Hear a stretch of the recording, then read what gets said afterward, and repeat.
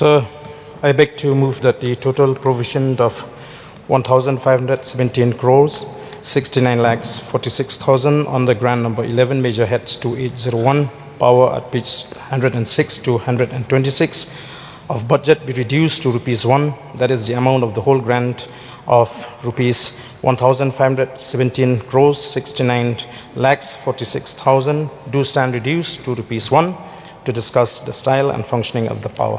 Motion moved. You may initiate a discussion now. Sir, indeed, we were all happy to hear when the minister informed that there was no load shedding in the previous year, which leads to the uninterrupted power supply. So, sir, it surprises me to know that the MECL can manage to have no load shedding in the previous year. When I came to know that there was no power generation from the Omyam Dam. So the people who frequently use that road constantly see that the water level of Omyam Lake did not gone down for the entire year. And there was a constant level throughout the year. So, sir, the question here is that if MECL can distribute power sufficiently in the state, I don't know from where it gets power, when it chooses not to generate power from Omyam Lake. That is the first concern. Whether the MECL is purchasing power from outside, and if that is the case, why it chooses to purchase power and choose not to generate power from Omyam Lake. And if the MECL is sufficient with power generation from within the state and choose not to generate from Omyam Lake, then why it choose not to generate from Omyam Lake, where that power can be sold?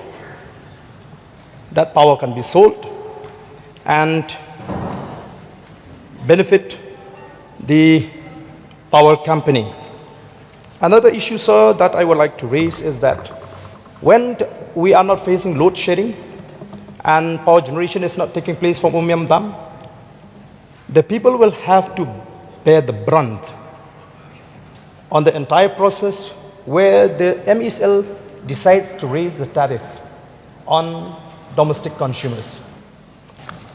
MECL decides to go for an outsourcing where it will have a direct bearing on the unemployed youths of the state, those who are supposed to get a salary of more than 18,000 a month. I'm sure they will not be able to get that same amount when jobs are outsourced to outsiders. So these are the few things that I would like to raise on the discussion motion, and I would like to give others members also a chance to participate in this discussion motion, sir. Thank you. Mr. Deputy Speaker, sir, at the very beginning, I would like to express my heartfelt thanks to the mover of the cart motion, Ardent Basaiawmoit'S, the Honorable Member from Nongkrem. I also like to put on records my thanks to Bright Star Well Marbaniang, the Honorable Member from Maulai, our senior member of the House, Charles Pengrowth, Honorable Member from Nongthumai, our Leader of Opposition, Dr. Mukul Sangma, representing Songsak constituency, Adalbert Nongrum, Honorable Member from Shillong North, Ma Nojur Kishungo, Honorable Member from Mukayo, Balajit Shinrem, Honorable Member from Shela, Rupa Marak, Honorable Member from Dadingri, Reniktong Tongkar, Honorable Member from Maukorat. Sir, this discussion has even given me a lot of opportunity to know the drawbacks that the department is facing. And I would also like to put on record that all the points raised by the honorable members have been noted, and we will do our deliberation to see that these points are looked into. Mr. Speaker, sir, before I go in details, clarifying the problems raised by the honorable members, let me have an opportunity to give a brief note as per the Meghalaya Energy Corporation Limited is concerned. In respect of the transmission network, in 1975 there were only 232 kV grid substation, namely Meghalaya and Kelariat, with a capacity of 13.5 MVA, and the 132 kV line of 87.87 circuit kilometer. Today, the transmission network comprises of one 400 by 220 kV gas insulated switchgear substation with a capacity of 630 MVA, three numbers of 220 by 132 kV substation with a capacity of 1160 MVA, 18 numbers of 132 by 33 kV substation with capacity of 845 MVA, total line length of 1624.33 circuit kilometer of 400 kV, 220 kV and 132 kV transmission lines with a total transformation capacity of 2635 MVA. Sir, while the generation and transmission utilities look after the power availability in the state, the Meghalaya Power Distribution Corporation Limited, which is mandated with the distribution of power to the end users and consumers, MEPDCL is the only licensee mandated for distribution of power to consumers within Meghalaya. It is responsible for distribution of electricity in the state of Meghalaya. With growing energy demands, ensuring a reliable and efficient power distribution network is essential. Infrastructure strengthening of MEPDCL is a vital step to enhance the quality of power supply, reduce losses, and cater the increasing needs of both urban and rural areas. So that we needed to be take up with the government that on what basis we will go. Sir, we are willing to take up any power projects because the demand is increasing every day, but our generation is not increasing. That is a matter of concern. We are looking forward for even private players to come and invest in the state, but that should be in the hydel power projects, because where we will get 12.1% free power, that will help us mitigate our power deficit also. Sir, with these few words, I thank all the honorable members who have raised all the issues, and we will see that all these problems will be taken care of. If there is any omission, commission, we will look into it, and we'll try to see that whoever is causing delays to our esteemed consumers, whoever is causing trouble to our consumer, will be taken very hardly. With these few words, I would like to request the honorable mover of the house, please kindly withdraw the card motion so that this grant is given and we work further for our esteemed consumers. Thank you, sir.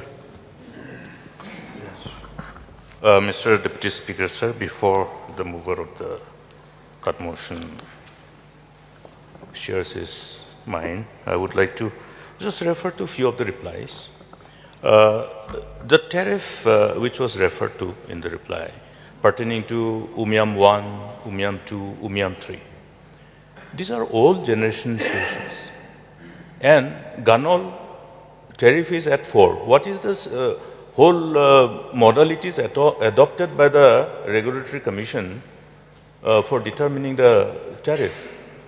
Because ideally, all power generation, which is hydroelectricity, there is no new input cost. You are not utilizing a fuel or otherwise.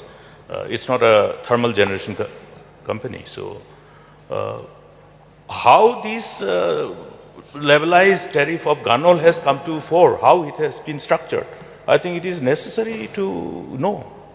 There's a mechanism, there's a formula which is adopted for fixing a tariff. And then Umiam 1, Umiam 2, Umiam 3, it has come to 5 rupees. No? That's something which is creating this inquisitiveness. We need to know. Can I get this clarity on this first?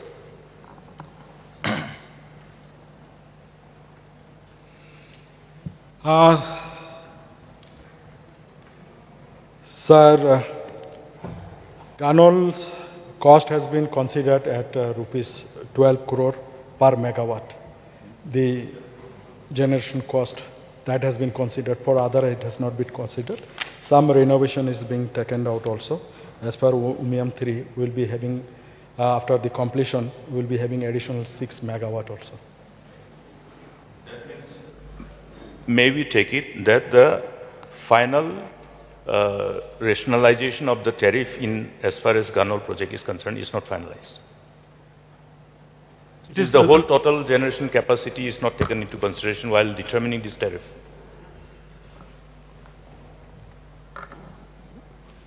Sir, this is what I told, that as of now, the cost has been calculated as 12 crore per megawatt, sir. On that basis, it has been considered, sir. Pardon?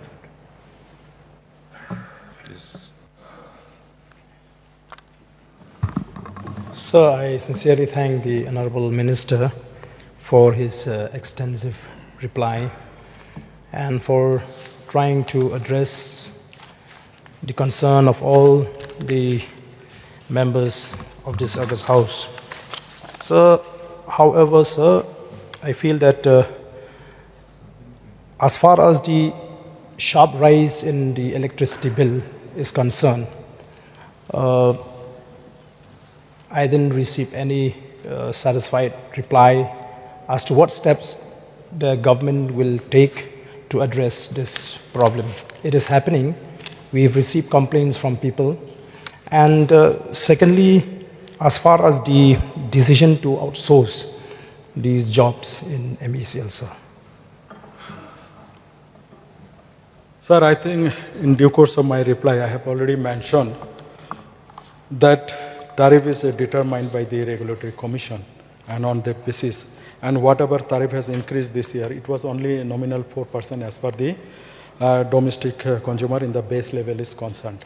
And regarding the outsourcing of these things, sir, I mentioned already that we require immediate manpower to see that the utilities function very properly. So the normal course of recruitment may take some more time and all these things. So immediately we thought that it will be better to provide manpower in the department. But one thing is for sure that, sir, all the qualified boys from our state will be considered in this process, sir. So that is not a major issue, sir. The issue here is about the remuneration, as you will not be able to get the same under the payroll of the MECL. So that is a major concern. So whether this is a temporary steps taken by the government, can we take it as a temporary step for as far as the outsourcing of jobs is concerned? Yes, sir, it can be considered on that basis because there will be many interventions that especially the MEPDCL will be facing in near future. So we may have to reorganize our entire setup also. So this will be on temporary basis as far as possible. Okay, so thank you. Another one clarification, sir. As submitted by the Honorable LO, that why should the consumers bear the brunt? And why should we pass on this burden to the consumer when we know that there is a systematic manipulation to how to determine the tariff in order to benefit the industrialists or something like that, sir? Sir, as I mentioned, that it is done systematically only, sir. The Meghalaya State Regulatory Commission has taken all aspects, and after that, and in this process, all the stakeholders have been consulted, and a decision has been taken. This is not only for our state; every state it is done, sir, on that basis. And as I told, that our hike is very nominal as compared to the other states, sir. Sir, I think somehow this whole reply creates a confusion rather than clarity.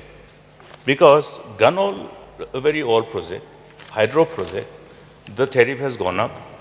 Then another part is where I also spoke about the tariff revision which was effective from 1st April 2024, very specific.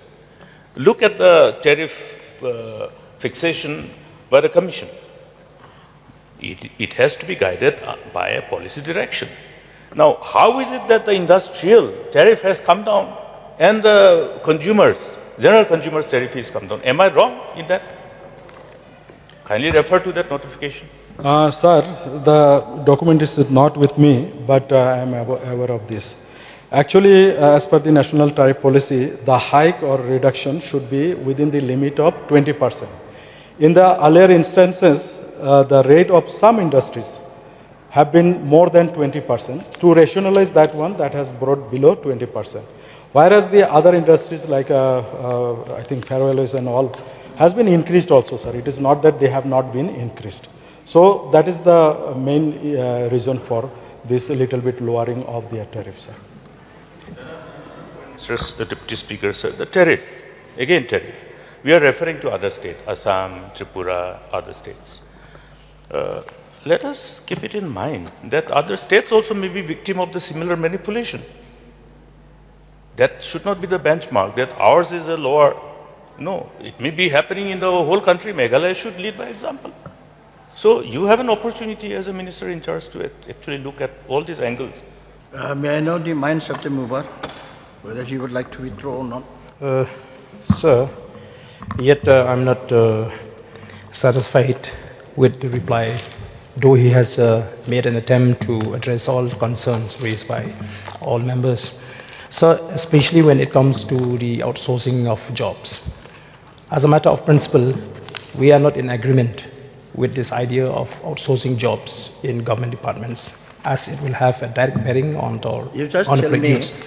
so that you would like to withdraw or not. Yes, I'm coming to that. No Sir. need to explain it. Okay, sir. I beg not to withdraw, sir. Okay. Since the mover is not willing to withdraw the cut motion, I will now put a question before the House. Yes.